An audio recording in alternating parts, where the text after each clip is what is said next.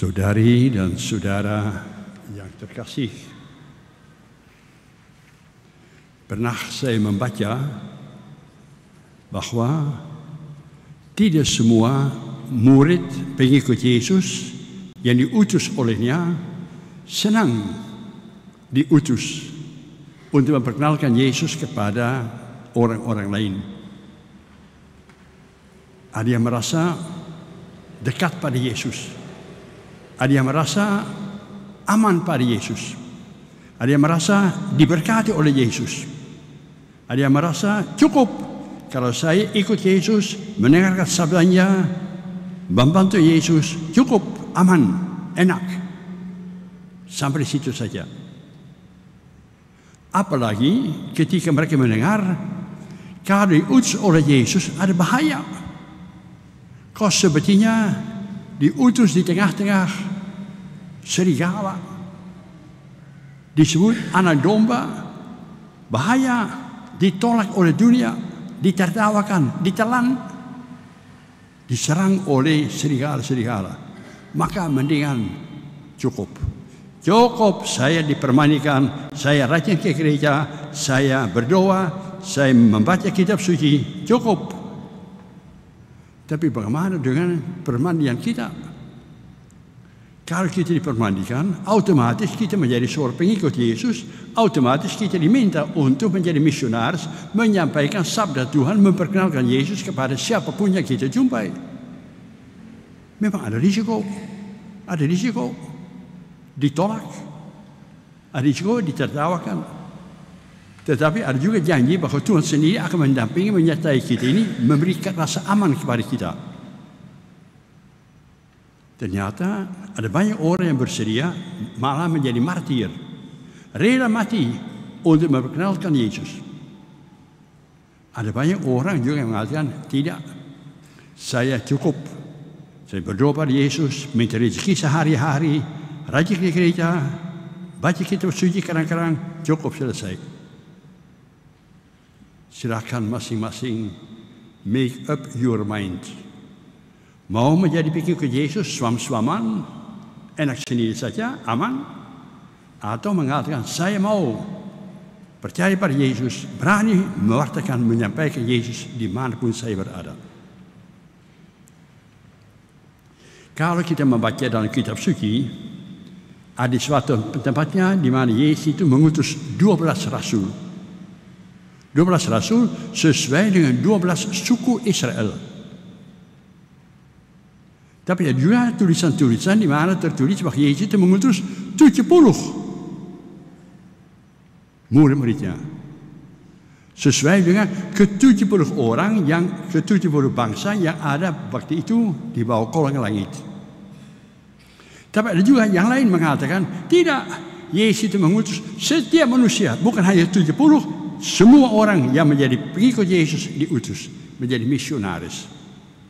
Sampaikanlah, perlihatkanlah kebaikan Injil kepada sesama manusia. Nah, di sini mulai banyak pertanyaan muncul. Romo, saya kurang pintar berkhotbah. Jangan saya menjadi pewarta Yesus. Saya kurang pintar ngomong, takut salah. Maka mendingan jangan saya. Aman-aman saja. Ada juga orang mengatakan, Romo, mesti bagaimana supaya saya menjadi pewarta, menyampaikan kabar baik Yesus kepada orang-orang lain. Nggak usah pintar berkhotbah, nggak usah. Tidak menarik, bosan. Mendingan melalui perbuatan-perbuatanmu. Ada banyak contoh-contoh yang menarik. Manusia seringkali merasa pada persimpangan jalan. Mau menjadi pengikut Yesus, tapi takut risiko.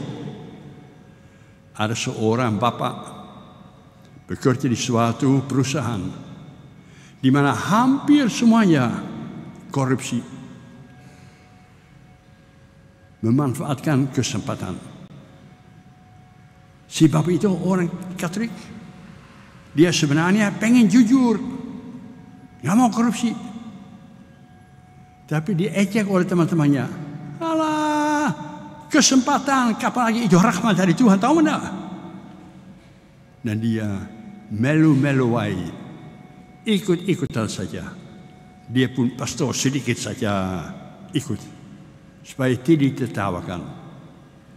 No good, bukan memberi kesaksian tentang Yesus yang mau jujur.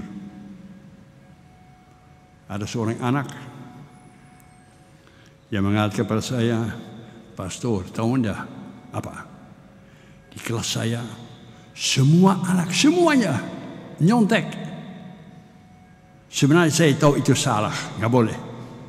Saya coba-coba, saya jujur.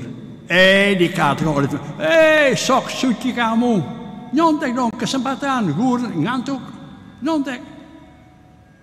Di persimpangan jalan, memanfaatkan kesempatan, menyangkal Yesus, atau berani membela kebenaran. Saya berterima kasih. Tanpa banyak ngomong, ada suami istri mengatakan, pastor, pembantu kami mau menjadi pengikut Yesus. Kata, kenapa? Diapain? Tidak apa-apain. Hanya kami berusaha hidup sebagai suami istri, damai-damai dalam keluarga kami. Kami memperhatikan orang-orang susah. Pembantu melihat, tertarik oleh cara kita hidup. Saya pun mau menjadi pengikut Yesus. Itu cara yang Tuhan menghendaki. Bukan harus pandai-pandai berkhotbah. Jangan takut pada serigala-serigala. Kalau ada serigala, kalau penolakan, ada Tuhan yang melindungi kita. Dan perlindungan Tuhan lebih kuat daripada kemampuan serigala. Sebaiknya kita merenungkan janji permandian kita. Di mana kita berjanji mau menjadi pengikut Yesus dalam suka dan duka.